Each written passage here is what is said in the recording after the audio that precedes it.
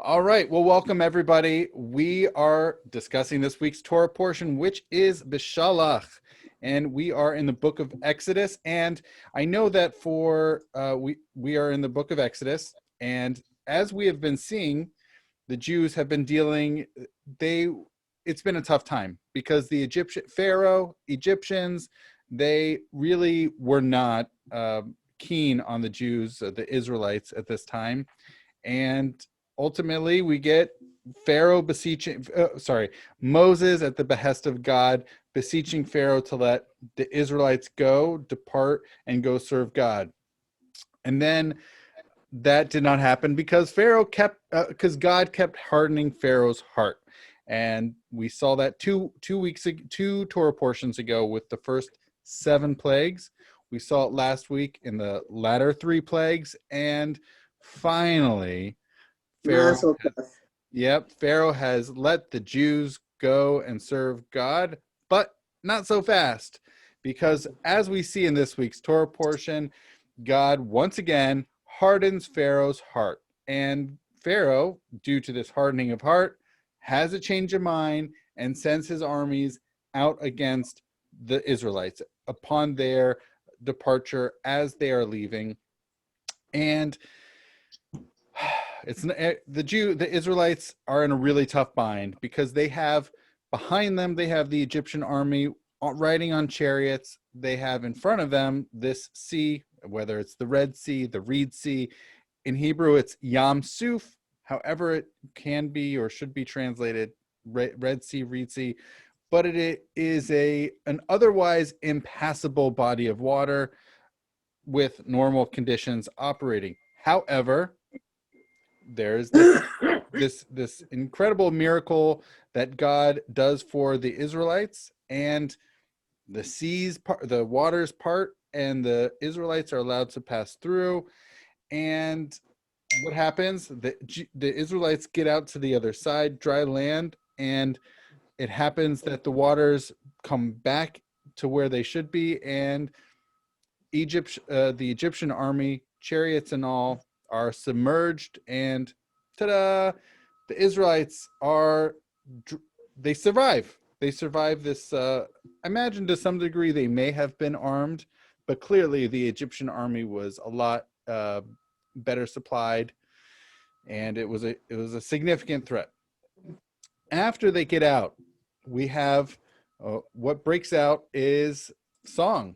We have here that in chapter 15, Moses and the Israelites sang this song. So there's this huge song in this week's Torah portion in chapter 15 about, and what we see in the first 2 verses really is just a snippet. It really keeps going on for many verses. And it starts off by saying, I will sing to God, for God has triumphed gloriously. Horse and driver God has hurled into the sea. And that's how it says, Moshe uvnei Yisrael, that Moses and the children of Israel.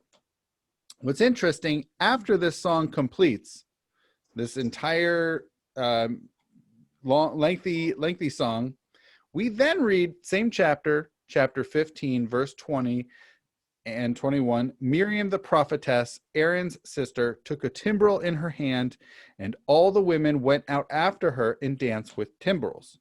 And then in verse 21, and then Miriam chanted for them, or sing to the Lord, for God has triumphed gloriously. Horse and driver God has hurled into the sea. Same language as we saw Moses singing.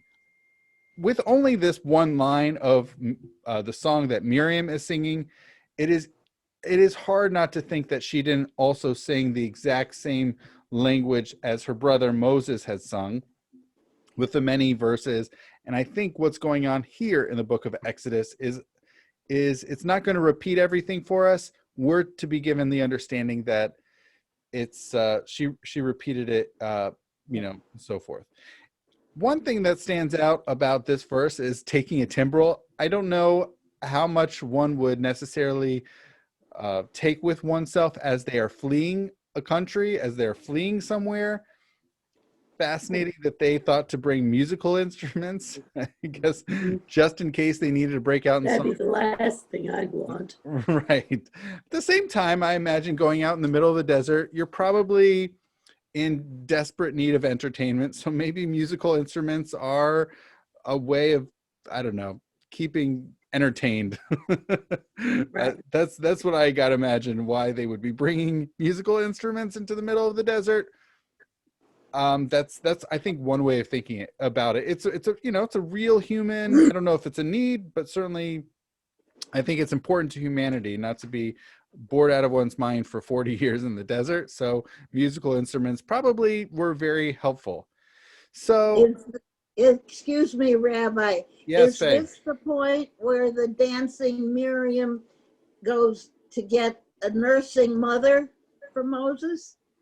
So that's at the very beginning of the book of Exodus. This is that was Miriam did that when she was a little girl, when Moses was a little boy. Here, Moses Oh, has already really? spoken to Pharaoh and got the permission from Pharaoh for the release of the Israelites out of Egypt. Okay, thank you. My pleasure. So we see it's interesting. I think that, the musical aspect is, it's interesting. I think what really also stands out here, Miriam as a prophetess. It says Miriam Hanviyah. She is it explicitly identifies her as a prophetess. And I don't As a know, what?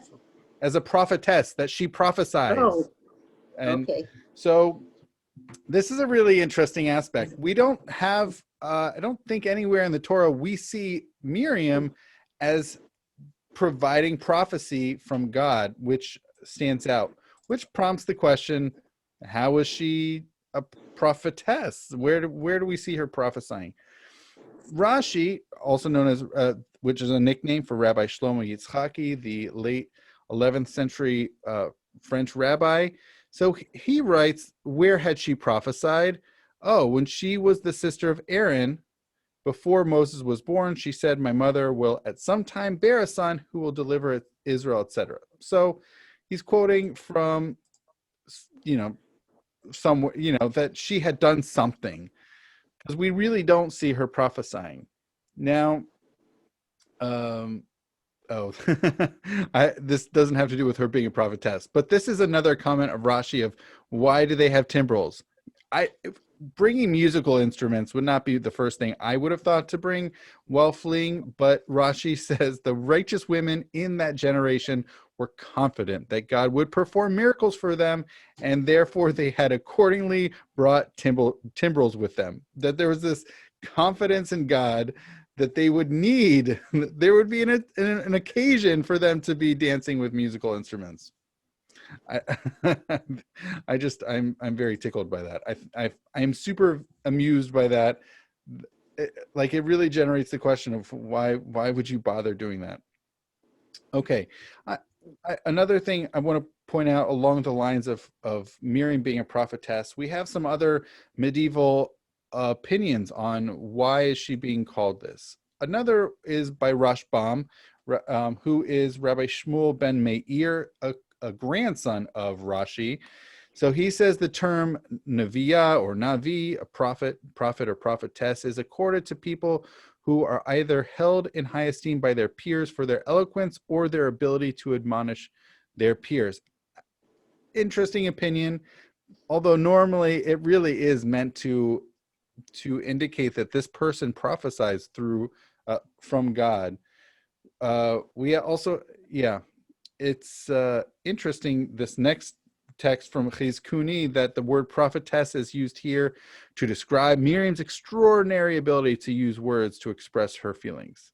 I think it is really nice, though. The rabbis of the Talmud say that there were 7 Neviot. There were 7 prophetesses in the Tanakh. Miriam clearly is one because the Torah explicitly calls her that. And if you're interested, I'm trying to think who are okay. For those interested, if you're keeping score at home, who are the other 6? It's a good question. Who are the other prophetesses? Sarah, the wife of Abraham, is one. Miriam, that's number 2, right? We have her explicitly mentioned as one, so we've got 2 out of 7. Deborah, so Devorah in the book of Judges, which does explicitly call her, that does mention she was doing some judging. We have Hannah, which is interesting, also book of Judges. We have Abigail. We have Huldah, not a really well-known one. And the final one is Esther. Esther, who, of course, we have the entire book of the Bible named after. So I think it is certainly a nice, it's unclear, because typically when we see prophecy in the Tanakh, in the Hebrew Bible, we usually see men as being the prophets, as being, whether it's Samuel, Shmuel, whether it's the ones with the really long, lengthy books, Isaiah, Ezekiel, Jeremiah. We tend to think men are the prophets, that they are the only ones.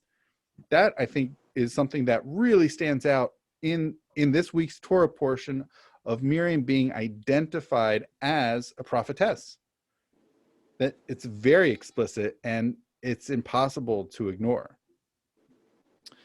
So I think that's one of the key things that really generates that curiosity of why she's being named as such. So I want to bring up writing by a really excellent author. Her name is Aviva Zornberg.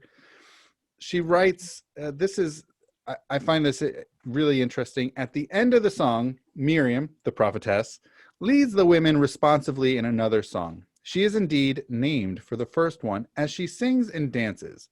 Though she figured prominently in chapter 2, as Faye pointed out, bringing the infant Moses to his mother to nurse, she has remained anonymous, simply Moses' sister, until now. Essentially, she plays the role of Moses among the men. She sings and the women answer. The clearest contrast to the men is that the women play musical instruments, drums, and dance during their song. Also, that the opening words of their song, Sing to God, are not identical with those of the men's song, Let Me Sing to God. All the difference of what the women bring to their song is crystallized in these drums, expressive of faith in what is not yet. They prepare for miracles, almost a contradiction in terms. They are set for wonder, carrying the instruments of song with them through the corridors of fear.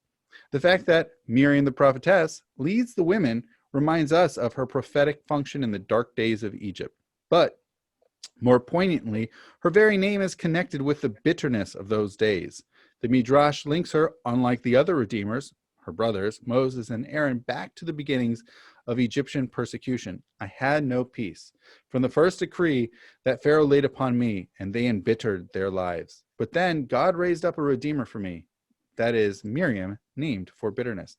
The very origin of the story of the Exodus is signified by bitterness, still nameless, and with this bitterness of her people suffering in her veins, Miriam rises as a prophetess. She redeems it, but not in a magical sense. She does not make it disappear. Rather, she redeems it. She rethinks it. She sings it into a different place. For her, forever, her name will speak of it. Her song will arise from it, anticipating the future without denying present and past. I also want to read a fascinating scholar, Judith Plasko, from her book, Standing Again at Sinai, Judaism from a Feminist Perspective. Important religious roles were sometimes available to individual women. On the other side, however, whatever they tell us of women's religious power, the stories of exceptional women also allow us to glimpse a process of textual editing through which the roles of women are downplayed and obscured. Miriam, for instance, is called a prophetess. As the one who leads the women in a victory dance on the far shores of the Red Sea, she is clearly an important religious figure in the pre-conquest Israelite community. The same passages that hint at Miriam's importance, however, at the same time undercut it. The dance at the sea links Miriam with a foundational event of Israelite history, but she appears in the narrative with no introduction, no account of her rise to religious leadership. This surprising silence suggests that there were other Miriam traditions that were excluded from the Torah. The Torah leaves us then with tantalizing hints concerning Miriam's importance and influence in the nature of her religious role, but she is, by no means, accorded the narrative attention the few texts concerning her suggests she deserves. Which I'm super fascinated by these two, because it really makes us think, where did she come from? She clearly was significant in I want to say Moses's origin story, because as Faye pointed out, she helps basically shepherd Moses along while he was in the Nile to get to Pharaoh's daughter. So she was helpful in that. And then we don't know what happens. So perhaps we could speculate, we could make midrash, we could create our own stories of what she had done growing up as a young girl in Egypt, all the way to the Israelites' departure from Egypt. Clearly, we see her two brothers heavily involved with approaching Pharaoh and getting and working on getting the Jews, the Israelites, to be able to leave Egypt. What was her role? And what was especially her role amongst the women? And I think that what we see here in chapter 15, her leading the song and dance, is not simply one of entertainment, not simply one of, she just happens to be leading the timbrels and happy to lead the dances and the singing. I think it's more than that, that she really had a leadership role that is not being highlighted by what we see in the book of Exodus, but actually she was involved, whether it was specifically only with the women as a significant leader amongst the women, or perhaps also that she was orchestrating things through networking, that she was connecting the Israelites and helping support them. So I think that's something that I haven't come across much of, although I'm sure it's there, about Miriam's, I want to say midrashim about Miriam, of what's going on with Miriam. You know, we don't see a lot of her. Clearly, it identifies her as a prophetess. She has a significance beyond just doing a song and dance. There's something significant about her. Any thoughts? Questions? She went out to find somebody to nurse the baby. Right. So that was at the beginning, right? So that was when she was still a little girl. My question. Oh, she wouldn't have been a little girl asking for somebody to nurse the baby. She had to have been a mature woman who knew that a baby had to be fed, and she found somebody that would nurse the baby. Why do you think she had to be a grown woman and not simply a little girl? Because I don't think a little girl would be thinking about nursing a baby. I think an adult would say this child needs to be nursed. And she found somebody who would be there to nurse the child and raise him. Even 5-year-old, 6-year-old, 8-year-old, even a child knows that babies need to eat. I don't think that's a deep mystery of. I don't think that's a deep mystery of humanity. I think even a child is. I know most that a baby needs to eat. I agree with you. Yeah. Yes, absolutely. Yeah. The child would have known that the baby needed to be nursed. Yeah, they know that babies need to. Don't hate. Yeah, it's not a strange mystery of humans. I think even from a young age, people know, even a 3-year-old, 4-year-old, 5-year-old, and who knows, even if she's as old as 8 or 10, they certainly know and are able to communicate to others the need for certainly a baby to be fed. Yes. Yeah. That's right. Yeah. Yes. Yeah. So it is interesting in thinking more about Miriam. We have some of those midrashim we just saw about the bitterness associated with Mar, right? Mar means bitter. Now her name is with what? Mar means bitter, and her name is Miriam, which has those in it. It's actually interesting when we think about her name, which is spelled with 4 letters.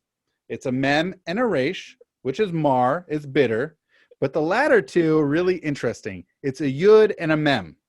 Now yud and mem are a sea, right? Just as they crossed a yam suf, right? A yam, reed sea, right? So it's like almost like her name is made up of 2 separate words, bitter and sea.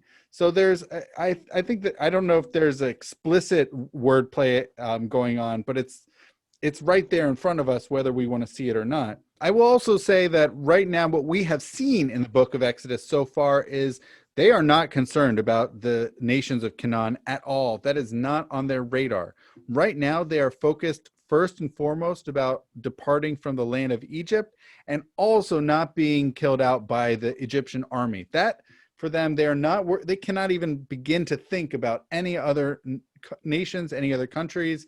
That is, they need to get out. Now, I will say, what really is fascinating as we continue to look throughout this week's Torah portion of Beshallah is that the Egyptian army, and for that matter, if we want to also think about the Red Sea, the Reed Sea, this Yam Suf, if we want to think about those as threats, like really significant mortal threats to the Israelites, to the Jewish people, they are not the only ones, because they have the Egyptian army from behind them. They have this natural body. They have this body of water, this natural threat to them. But they also, as once they escape from the Egyptian army and they're on the other side of the Yam Suf, they also have to deal with food and water issues. How do they survive in the middle of a desert? It's a huge, significant challenge. Ultimately, at the end of this week's Torah portion, and Faye, I'm glad you brought up other nations beyond just the Egyptians, is also Amalek. Out of nowhere, seemingly, this other nation called Amalek pops up and decides to start threatening the Jewish people, the Israelites. He was an enemy. So it's interesting in thinking about them, because they had not been an enemy before. It might have been a convenience that they decided to attack the Israelites. The Amalekites, I think. Amalek, yeah. Yeah. So as far as the Canaanite nations, that's not at all a concern at this moment for the Israelites. But I think one of the fascinating things I think this points up is, even though pretty much the book of Exodus up until really the crossing of the Yam Suf, the crossing of the Red or Reed Sea, the main focus for the Israelites has been getting out from Egypt, getting out from under the harshness and the bitter labor that Pharaoh has saddled the Israelites. And now that they've gotten out, it's not all rainbows and ponies, right? No. It's they need to deal with real life on their own, which is they need to have food and water and feed the babies. And feed the babies. Absolutely. It's also interesting when I actually want to come back to Miriam's name. I am really fascinated by her name, because if we also take out the resh, so she has 4 letters, right? So mem, resh, yud, mem. Yeah. If we take out the resh, the word we get is mayim, water, mayim. Oh. Right. And so I think that's really interesting that they were surrounded by water. Well, that she's associated with water. And this will later come up later on in the book of Numbers, when after Miriam's passing, after she dies, that there's an issue with the water shortage. And I think that to some degree there may be something going on that associates water with Miriam, and it could be playing on the notion of both bitter being part of her name as well as water, which is also relevant to our Torah portion. We see that the Jews come upon some water which happens to be bitter, and the Jews are complaining, you expect us to drink this bitter water? Which Moses is able to toss some sort of wood, some stick inside, and I guess sweeten it, or at least reduce its bitterness. And so water is certainly something that keeps popping up both in this week's Torah portion and associated with both Miriam and Moses. Interesting. Yeah, certainly. Okay. All right. So those are the main stuff I want to share with you this week. Any other questions, comments, queries? All right. Okay. Well, thank you. Yeah, thank you so much. Sei gesund, and Shabbat Shalom, everybody. Shabbat Shalom. Now, Rabbi, yes, Debbie. Then do we move on? What's the next portion about? Yitro's next. So we have You know, it's interesting. If I wanted to think about the transition from this week's Torah portion to next, so this week is, I would say, a huge theme, perhaps even the main theme of this week's Torah portion is surviving. Surviving. They have to first survive the Egyptian army behind them. They have to survive crossing the Reed Sea or Red Sea. They have to deal with water issues. They had an earthquake. They have to deal with Amalek. They are dealing with surviving throughout this week's Torah portion. Next week's Torah portion, Yitro, however, is vastly different. They now get to deal with thriving. So once they surpass surviving, next week they start they have the revelation of the 10 Commandments. And so that begins how to not just survive as an Israelite nation, as a Jewish people, but how to thrive as a Jewish nation. So that's going to be a significant transition, because really up until this week's Torah portion, it has been about getting out from under the thumb of Pharaoh and the Egyptian burdens of labor. Now it transitions and changes, and now we transition from surviving into next week's Torah portion of thriving. Good. Yes. So Great question, Debbie. It was a nice segue to look forward to next week. It is, and thank you very much. All right. Take care, both you and Faye. Awesome. All right. Well, thank you so much, and Shabbat Shalom. Yes, Zai Gesund. Shabbat Shalom. Zai Gesund.